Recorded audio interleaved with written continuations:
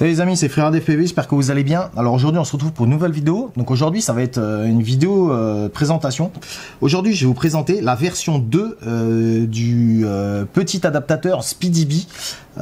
Donc je vous ai déjà présenté sur la chaîne, il y a déjà un moment, la première version du SpeedyBee.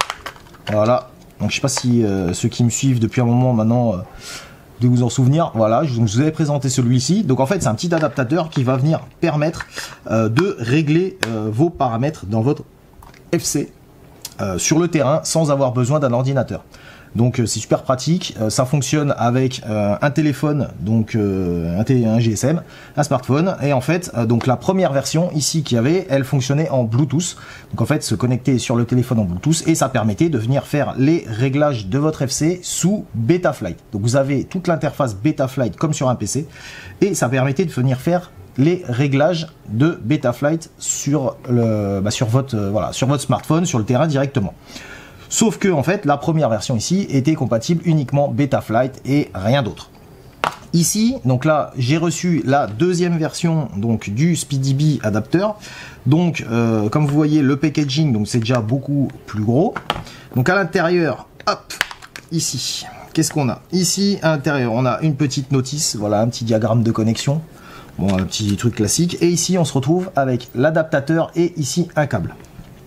Alors ici donc voilà l'adaptateur, donc là c'est quand même nettement mieux fini, ça fait quand même beaucoup plus solide.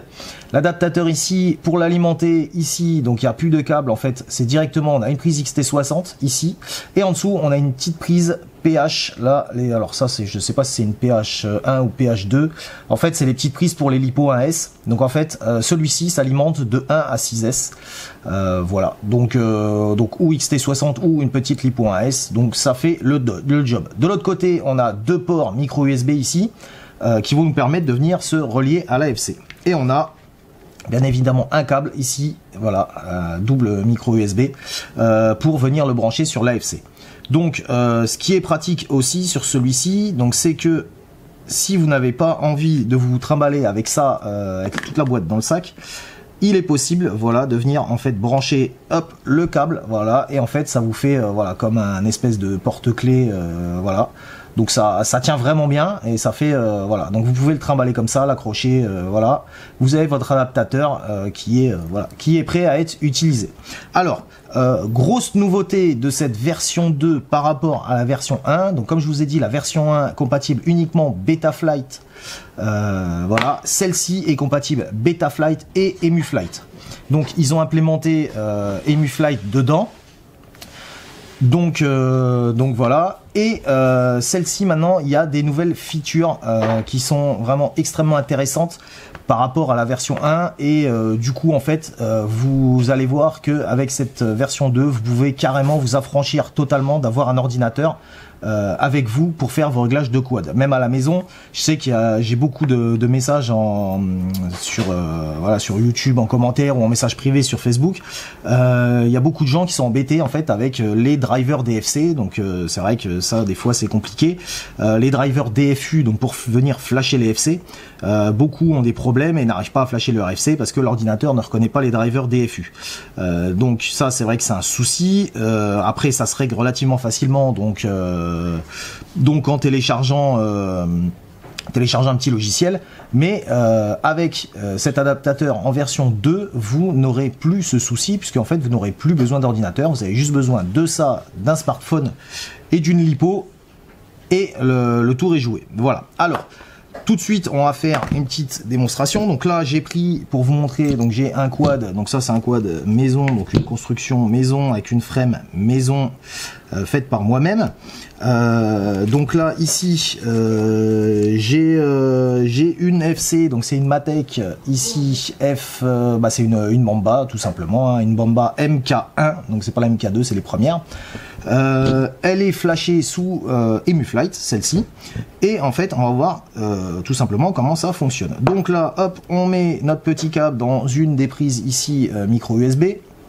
Celle du haut, celle du bas, c'est comme vous voulez. Moi là je l'ai mis dans celle du bas. Ici vous venez vous brancher hop sur le quad directement.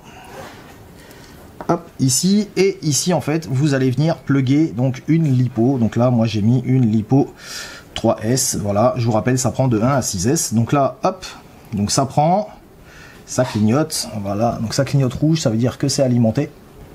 Donc voilà, on voit la LED rouge ici. Et ensuite, là maintenant, il va vous falloir, donc sur votre téléphone, il va vous falloir télécharger l'application SpeedyBee. Hop là, donc là, l'application, alors je sais pas si on va voir, voilà, SpeedyBee ici. Et en fait, la première version, donc fonctionnait en Bluetooth. Vous pouvez utiliser SpeedyBee, l'application, avec directement un câble OTG micro USB, donc sur votre téléphone. Vous n'avez pas besoin de l'interface, donc vous pouvez directement avec un câble OTG le brancher. La première version, donc c'était du Bluetooth. Celle-ci, ça fonctionne en Wi-Fi, donc la connexion est carrément meilleure. Donc là, alors pour le Wi-Fi, donc il va vous falloir aller dans vos réseaux Wi-Fi. Et ici, en fait, vous avez un SDB adapteur. Vous vous connectez au réseau. Voilà. Donc ça c'est fait. Si il vous met un message comme quoi il n'y a pas de connexion internet, vous dites que vous souhaitez, voilà, comme là, un message. Comme quoi il n'y a pas de connexion internet, vous souhaitez garder la connexion, sinon il va se déconnecter automatiquement. Donc vous avez le SpeedyBee, et là en fait, ce qu'il va falloir faire ici, donc là vous voyez ici, donc elle est passée en LED verte, elle est plus rouge clignotante, elle est verte. Ce qu'il vous faut là également, il va vous falloir brancher une lipo sur le quad. Alors vous branchez une lipo ici sur le quad. Je vais vous dire pourquoi, parce que là en fait si vous essayez de vous connecter, confirme la connexion, il va vous mettre un message d'erreur. Ah non, même pas. Non, bah j'ai rien dit. Voilà, sur cette version là, il n'y a pas besoin de lipo sur le quad. Donc la première version, il vous en fallait une. Celle-ci, vous n'en avez pas besoin pour le moment. Donc là, voilà, il a reconnu automatiquement donc que j'étais sous EmuFlight. Donc là il vous affiche l'interface d'EmuFlight complète. Donc là tout fonctionne, hein. C'est comme sur l'ordinateur. Donc vous avez tous les paramètres EmuFlight. Donc je vais pas revenir dessus. Vous avez les paramètres radio, les rates, vous avez le CLI si vous voulez voilà, venir jouer un peu là-dedans. Hop, vous avez les réglages. Alors là il réinitialise tout ça. Vous avez vos réglages, vous avez les récepteurs. Voilà, donc vous avez vraiment tout qui est ici, comme sur votre interface PC. Et donc, grosse nouveauté de la version 2. Voilà, donc là, ici en haut, vous avez le petit bouton donc, pour vous déconnecter. Grosse nouveauté de la version 2. Ici, vous avez le menu, vous cliquez. Et là, en fait, vous allez pouvoir flasher le firmware de votre FC. Chose qu'on ne pouvait pas faire avec la version 1. Donc là, FC firmware, donc là vous choisissez le type de firmware. Moi j'ai un EmuFlight. Soit vous chargez en local le firmware si vous l'avez déjà sur votre ordinateur, soit vous le chargez online. Là ici il reconnaît directement votre FC qui est connecté, il vous donne tous les firmwares que vous voulez installer. Voilà, donc, tous les firmwares que vous voulez installer. Donc là c'est de l'EmuFlight, donc il vous donne voilà jusqu'au 0.3.2, le dernier en date. Et vous pouvez, voilà, vous le downloader et vous venez flasher votre FC exactement de la même manière que sur le PC. Sauf que vous n'avez vraiment pas besoin de, voilà, de vous trimballer un ordinateur sur place. Donc ça, c'est vraiment très cool. Si jamais vous crachez, vous avez une FC de spare, vous êtes sur un spot à la journée, vous voulez, voilà, vous crachez, vous pétez votre FC, vous en avez une de rab, vous voulez remettre votre config dedans, et ben vous pouvez directement le faire sur le terrain. Et ça, franchement, c'est vraiment cool.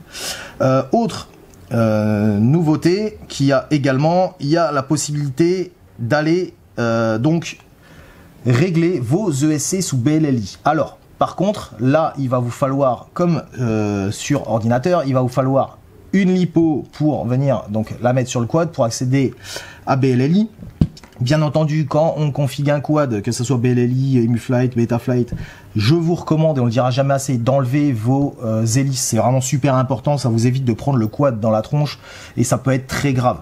Donc là, ça prend les ESC BLLI. Par contre, pour le moment, ça ne prend uniquement les ESC BLLI et BLLI S. Les BLLI 32 ne sont pas encore pris en charge. Donc ça, voilà, faut le savoir. Mais ça aussi, pareil, très très bon point. Vous avez un ESC qui claque ou je sais pas.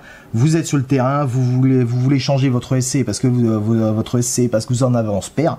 Et ben, vous pouvez venir et refaire vos réglages de ESC et remettre votre quad exactement à l'identique comme vous l'aviez avant. Et ça, franchement, c'est vraiment super top.